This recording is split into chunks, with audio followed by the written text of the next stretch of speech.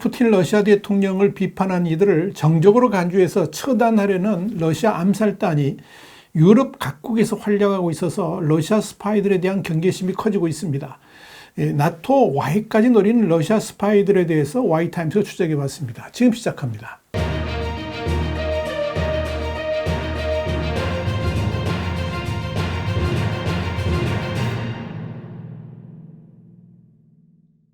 영국의 더 타임스는 현지 시간 22일 러시아 암살단이 푸틴 비판자들을 사냥하고 있다고 수감된 반체제 인사가 말했다 그러면서 반역죄로 25년형을 선고받고 복역 중이던 블라디미르 카라무르자는 크렘린궁의 명령으로 2차례 독극물 공격을 받은 바 있다, 이렇게 보도했습니다. 케임브리지 대학 출신인 카라무르자는 러시아에서 가장 저명한 정치범 중 한 명인데 이 반역죄로 25년형을 선고받고 복역을 하다가 푸틴이 대선 후보로 등록된 날인 지난 1월 29일 돌연 연락이 두절됐습니다.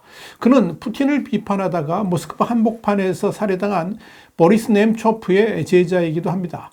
더 타임스는 카라무르자가 지난 2015년에 원인을 알 수 없는 급성 심부전증으로 사망 직전까지 갔으며 2017년에도 2012년과 유사한 증세로 혼수 상태에 빠진 적이 있었는데 그의 아내는 관련 의사들의 말을 토대로 모종의 독에 의해서 중독되었다는 것을 확인한 바 있다, 이렇게 전했었습니다. 카라무르자는 구속 후에 재판 당시 법원에 푸틴 정권의 정치적 반대자들을 물리적으로 제거하는 것이 임무인 전문 살인자 그룹이 이 FSB 내에 있다라고 주장한 바 있습니다. 그런데 이 카라무르자의 주장같이 최근 들어서 러시아 반체제 인사인 알렉사이 나발리가 시베리아의 한 감옥에서 타살당한 것에 이어서 유럽 각지에서도 이 러시아 스파이들이 푸틴의 정적들을 처단하기 위한 공작들을 이어가고 있는 것으로 보여서 주목을 끌고 있습니다. 미국의 정치 전문 매체인 팔리티코는 현지 시간 22일 스페인에서 발생한 전 러시아군 조종사 막심 크루즈미노프 피살 사건의 배후가 러시아 정부일 가능성이 있다 그러면서 러시아 정보기관이 우크라이나 전쟁 이후에 유럽에서 다시 활개치고 있음을 보여줬다, 이렇게 당국자들 인용해서 보도를 했습니다. 쿠즈미노프는 지난 13일 스페인 동남부 베니도름 인근 한 빌딩 지하 주차장에서 최소 6군데의 총을 맞은 시신으로 발견됐습니다. 범인은 쿠즈미노프의 차량을 몰아 현장에서 다뤄놨고 이 차량은 인근 마을에서 불에 탄 채 발견됐습니다. 쿠즈미노프는 우크라이나 전쟁에 참전했다가 지난해 8월 Mi-8 헬기를 몰고 우크라이나로 망명을 했고 러시아 당국은 골석 재판을 통해서 그에게 반역죄로 사형을 선고한 바 있습니다. 이와 관련해서 러시아 스파이 전문가인 안드레이 솔다토프는 이번 깽단식 총격은 러시아가 전 세계를 활보하면서 살인을 저지를 능력이 있음을 보여주려는 의도다 그러면서 러시아 정보기관들은 우크라이나 침공 이후에 새로운 목적의식으로 뭉쳤으며 그들은 복수심을 갖고 돌아왔다, 이렇게 지적을 했습니다. 반정부 운동가 알렉사이 나발리의 이 의문사와 맞물려서 러시아 당국의 통제가 강화되고 있는 가운데 우크라이나 전쟁에서 러시아군의 대규모 인명피해를 언급한 한 러시아 블로거도 사망했습니다. 숨진 블로거는 게시물에 대한 군대의 압박이 있었다라고 밝힌 것으로 알려졌습니다. 뉴욕타임스는 현지 시간으로 21일 우크라이나 전쟁을 지지해온 친크렘린 블로거 안드레이 모로조프가 극단적 선택으로 이날 숨졌다 그러면서 무르주로 알려진 모로조프는 우크라이나 동부 격전지인 아우디우카 전투와 관련한 러시아군 인명피해를 언급했다가 러시아군으로부터 압박을 받았다, 이렇게 보도했습니다. 러시아군은 지난 17일 우크라이나 동부 도네츠크주의 격전지 아우디우카를 장악했다라고 선언했고 푸틴 대통령은 중면 승리다, 이렇게 치한 바 있었는데 모로조프는 최근 소셜미디어 텔레그램에서 러시아군이 아우디우카를 공격하면서 병력 1만 6천 명과 장갑차 300대를 잃었다, 이렇게 주장한 바 있습니다. 그 후에 러시아 내 일부 친정부 선전가들이 비난을 쏟아내면서 위협을 가하자 위기의식을 느낀 모로조프는 지난 20일 그 게시물을 삭제했습니다. 모로조프는 다음날 일련의 게시물들을 통해서 아우디카에 관한 언급 때문에 괴롭힘을 당하고 있고 대령 동지라는 누군가로부터 게시물을 삭제하라는 지시를 받았다라고 털어놨습니다. 또 구독자들에게 슬퍼하지 말고 자신을 루안스크 인민공화국에 묻어달라고 요청하면서 극단적 선택을 할 뜻을 밝힌 바 있습니다. 이에 대해서 뉴욕타임스는 모로조프에 대한 이 위협이 지난주 나발리 사망 이후에 러시아 정부가 반대 의견들을 근절하려고 시도하는 과정에서 발생했다, 이렇게 짚었습니다. CNN도 친크렘린 블로거들까지 러시아 당국의 탄압을 받는 분위기를 전하면서 친러시아 군사 블로거들은 우크라이나 전쟁에 대해서 러시아군과 국방부를 어느 정도 비판할 자유가 있었지만 바그너 그룹 수장 에브게니 프리고진의 반란 실패 후에 러시아 정부는 극단적 민족주의 저술가들을 탄압하기 시작했다, 이렇게 강조했습니다. 연방보안, 그러니까 FSB 장교 출신인 러시아 유명 군사 블로거인 이고르 키르키는 작년 7월 푸틴 대통령을 비판했다가 극단주의 활동을 대중에게 선동한다는 혐의로 체포가 됐고 지난달 법원에서 징역 4년형을 선고받은 바 있습니다. 옛 소련의 첩보기관인 국가보안위원회, 그러니까 KGB 출신인 블라디미르 푸틴 대통령의 집권 아래 과거 러시아 스파이들은 자국의 등을 돌린 배신자들을 상대로 정교한 암살 작전을 펴온 것으로 유명합니다. 여기에 대해서 더 타임스는 현지 시간으로 20일 2022년 러시아가 우크라이나를 침공하기 직전에 러시아의 대외정보국, 그러니까 SVR, 그리고 연방보안국, FSB, 그러니까 총정찰국, GRU 등 이 정보기관들은 분열상을 보이면서 국제적 웃음거리가 될 위기에 처했었다, 이렇게 설명했습니다.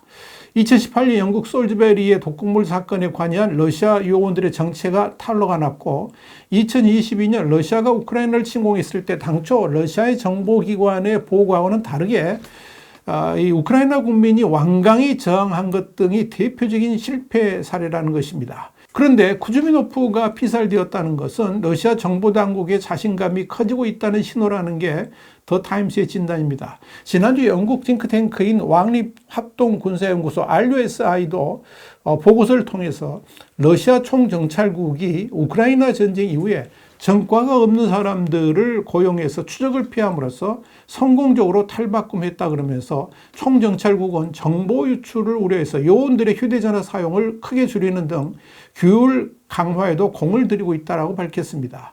이에 대해서 워싱턴 포스트는 지난 2년간 유럽에서 러시아 정보 요원으로 의심되는 이들이 400여 명이나 추방됐다 그러면서 정보망 약화를 경험한 러시아 정보기관이 범죄 조직을 동원해서 쿠즈미노프를 살해했을 개연성도 있다라고 지적을 했습니다. 그런데 더 심각한 것은 이 러시아 스파이들이 다시 고개를 들면서 유럽 내 혼란을 초래할 수도 있다는 우려도 커졌다는 점입니다. 왕립합동군사연구소 RUSI는 보고서를 통해서 러시아 정보기관들이 올해 영국을 비롯한 유럽 국가들의 선거에 개입할 준비를 할 수 있다라고 경고를 했습니다.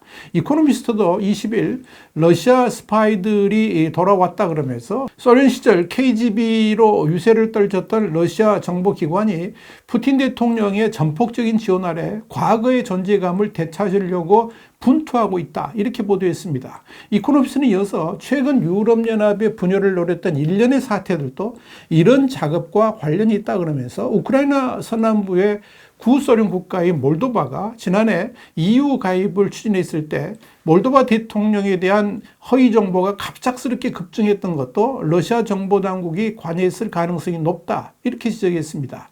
최근 독일 외교부는 지난해 12월 20일부터 한 달간 러시아 정보기관의 프로파간다, 선전선동을 독일어로 게재하는 옛 트위터 계정, 그러니까 X 계정을 5만 여개나 확인했습니다. 프랑스와 폴란드도 12일 러시아의 온라인 여론조작 네트워크 포털 컴뱃에 대한 공동 대응을 예고한 바 있습니다. 이렇게 러시아 정보기관들의 최우선 과제는 북대서양조약국, 그러니까 나토 내부의 균열 확대입니다. 우크라이나에 대한 지원을 약화시키고 러시아의 영향력을 강화시키기 위해서 그렇습니다. 해당 기관들이 냉전 시절이나 마주하던 무자비한 작전에 나설 것이라는 징후도 이미 발견이 됐습니다. 최근 들어 잇따라 일어난 반푸틴 세력에 대한 암살 사건들이 바로 그것입니다. 특히 최근에는 러시아 스파이들에 의한 사회 혼란 유도 작전이 동유럽에서 나타나고 있습니다. 에스토니아 정부는 20일 러시아 정보기관의 지시를 받고 내무장관의 차량을 파손하는 등 공포감을 조성한 혐의로 에스토니아인과 러시아인 용의자 10명을 구금했다라고 발표한 바 있습니다. 이에 대해 카야 칼라스 총리는 CNN 인터뷰에서 우리를 상대로 러시아가 그림자 전쟁을 진행하고 있다라고 직격탄을 날렸습니다. 이렇게 유럽 각지에서 혼란 유도 작전을 펼치는 것과 동시에 러시아 당국이 반체제 인사들에 대한 탄압을 강화하고 나섰습니다. 이는 코앞으로 다가온 러시아 대선과 우크라이나 전쟁 장기화 국면에서 반대 세력에 대한 가차없는 응징을 통해서 불만 여론의 싹을 자르려고 하는 의도가 담겨 있는 것으로 보입니다. 러시아 국영 타스 통신은 현지 시간으로 지난 20일 나발리의 친동생인 올레그 나발리가 러시아 내무부의 수배 명단에 두 번째로 올랐다 그러면서 경찰이 올레그에 대한 새로운 형사사건을 수사하기 시작했다라고 보도를 했습니다. 그러나 구체적인 혐의에 대해서는 공개하지 않았습니다.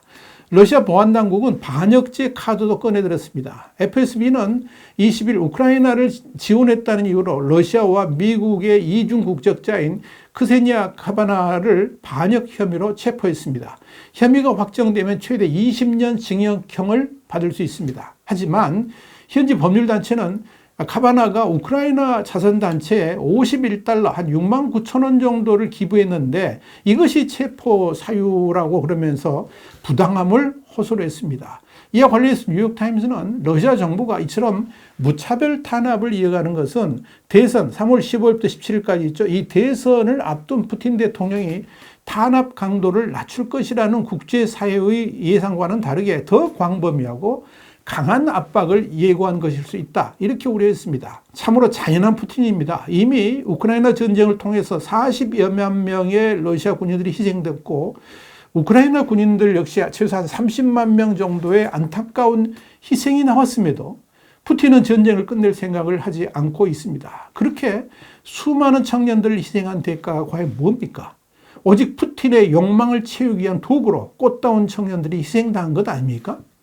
자, 그런 푸틴이 절대 승리할 수 없도록 만드는 것이 정의 아니겠습니까? 그런데 미국의 공화당 일부는 더 이상 우크라이나를 지원해서는 안 된다라고 고집을 피우고 있습니다. 참으로 안타까운 일입니다. YTN 정세 분석이었습니다. 감사합니다.